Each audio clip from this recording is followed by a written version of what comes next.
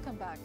In early 2003, after lengthy debate, the United Nations Security Council did not authorize the use of force against Iraq that Washington had been striving for. But the Bush administration was bent on invading Iraq and changing the regime, with or without a Security Council mandate. Saddam Hussein was overthrown and Iraq's slow descent into chaos began. Challenged and disregarded, the UN's authority was badly damaged. Kofi Annan, at the insistence of the US, fielded a UN mission to Iraq to help its people rebuild their country's political fabric. But then tragedy struck. The impact was devastating for Annan and the UN. A single event that hit the institution and its Secretary General like no other setback. Those who killed our colleagues have committed a crime not only against the United Nations, but against Iraq itself. On August 19, 2003, a truck bomb exploded outside UN headquarters in Baghdad. More than 100 people were injured, 22 people were killed, including the chief envoy and close friend of Kofi Annan, Sergio Vieira de Mello. I never supported the war, and everybody knew that. On the other hand, I felt the obligation that we needed to help the Iraqi people at the end of the war, and that is why we sent in a good team of people who unfortunately were brutally killed in Iraq. Salim Lone was a part of that UN mission. When the bombing took place, Kofi Annan did not ask us to leave Baghdad. And we will continue our work. The whole cabinet, Kofi Annan's cabinet, unanimously decided that we must pull out our people immediately. Kofi Annan decided no. Personally, he was horrified, but the pressure from the US was overwhelming.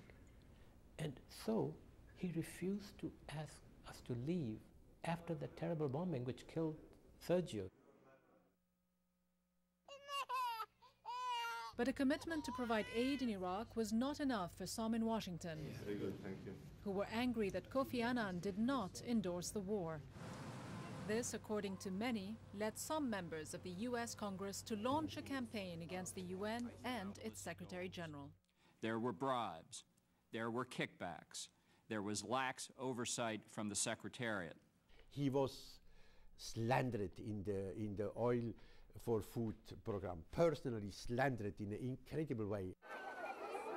The Oil for Food program was designed to alleviate the suffering of the Iraqi people caused by the sanctions imposed on the country.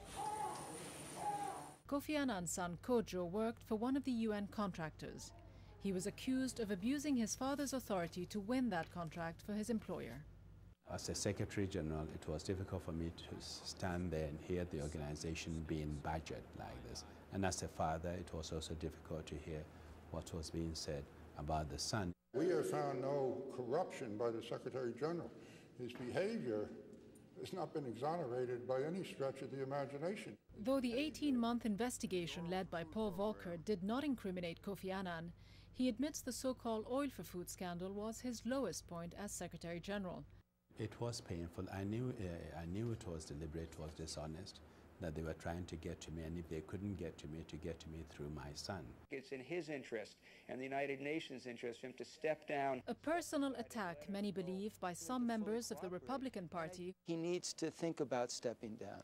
Who felt Annan was siding with the Democrats in the lead-up to the 2004 US presidential elections, when he for the first time called the war in Iraq illegal. I don't think there was an intention to sway the election. I think that would be unbelievably audacious of the Secretary General. But he was reflecting not so much his own views, although they may have been personal, but the views of many member states. There was a tremendous backlash in the global community about the legality of the war in Iraq.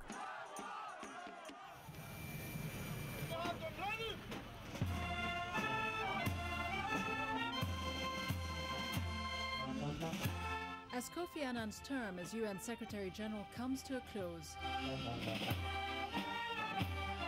he admits that 10 years on, despite his efforts, the world is not a safer place.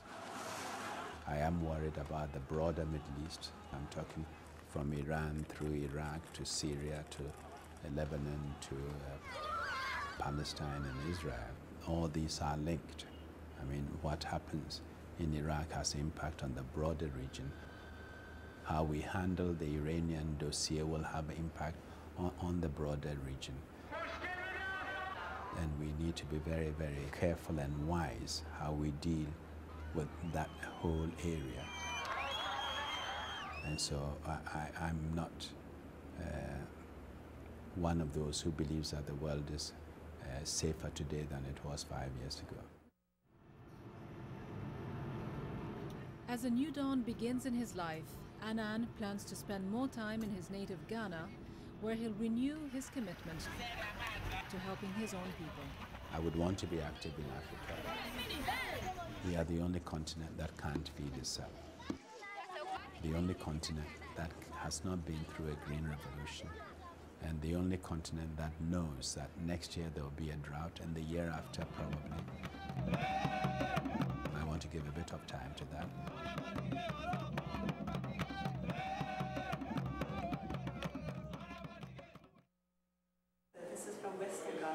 Even while spending 10 years here at the official residence of the UN Secretary General in New York, Annan's African roots were never far away.